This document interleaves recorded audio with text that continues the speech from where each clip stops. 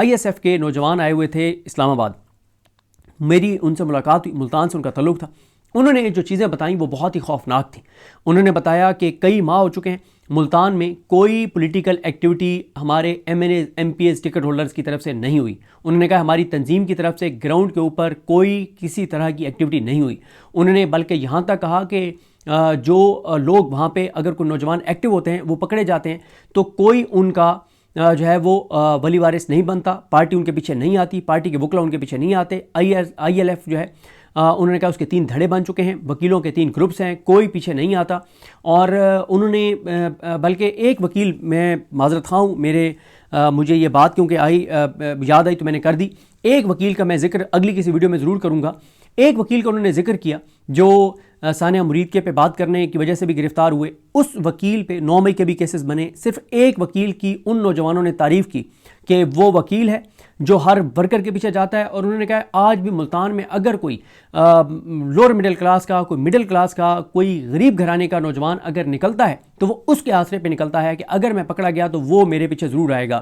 انہوں نے جو چیزیں بتائیں وہ بہت ہی تحریک انصاف کے والے سے تشویشناک تھیں کہ پارٹی جو لوگ گرفتار ہوتے ہیں نہ ان کے پیچھے آتی ہے, نہ ان کے گھروں کے کوئی ولی وارث بنتے ہیں, نہ ان کے لیے آواز اٹھاتے ہیں, اور نہ خود کوئی پولیٹیکل ایکٹیویٹیز وہاں پہ ملتان میں کر رہے ہیں. ملتان کی تنظیم مکمل طور پر غیر مؤثر ہے.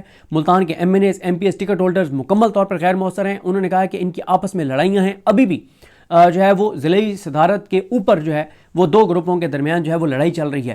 تو ملتان سے جو لوگ مجھے سن رہے ہیں تو وہ ضرور مجھے بتائیے گا کہ کیا ISF کے ان نوجوانوں کی یہ بات درست ہے کہ کئی ماہ سے ملتان میں کوئی ڈور ٹو ڈور کمپین نہیں ہوئی.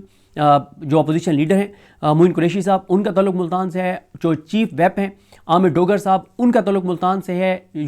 شاہ محمود قریشی صاحب کی فیملی کا تعلق اور ان کا اپنا تعلق ملتان سے. ظاہر ہے وہ خود تو پابند سلاسل ہیں, ناحق قید ہیں, لیکن ان کی فیملی کے باقی لوگ تو ہیں. تو اتنے طاقتور لوگ ہیں جن کا تعلق ملتان سے ہے, اور بھی بہت سی شخصیات ہیں. تو اگر اتنی اہم گھرانوں کے ہوتے ہوئے بھی ملتان میں جو ان کے ورکرز نے بتایا ہے کہ کوئی ڈور ٹو ڈور ایکٹیویٹی نہیں ہو رہی اور کئی ماہ سے نہیں ہو رہی, تو اس سے زیادہ کیا پھر صورتحال ہوگی. اور وہ بھی وہی بات کہتے ہیں جو بہاولپور میں مجھے کچھ لوگوں نے کہا کہ جو ایکٹیو ہوتا ہے تو اس کی ہمارے اپنے لوگ شکایت لگا دیتے ہیں اور اداروں کو کہتے ہیں کہ اس بندے کو لگام ڈالیں, یہ ایکٹیو ہو جائے گا, اس کی بلے بلے ہو جائے گی, اس کی واہ واہ ہو جائے گی, اس کی واہ واہ ہوگی تو ٹکٹ تو اس کو مل جائے گا, ہمارا تو ٹکٹ چلا جائے گا, یا آپ ہمیں کچھ کرنے دیں یا ان کو لگام ڈالیں. تو بہرحال جی یہ ایک بڑی ایک تشویشناک بہرحال صورتحال تحریک انصاف کی تنظیمی سطح پر ہے.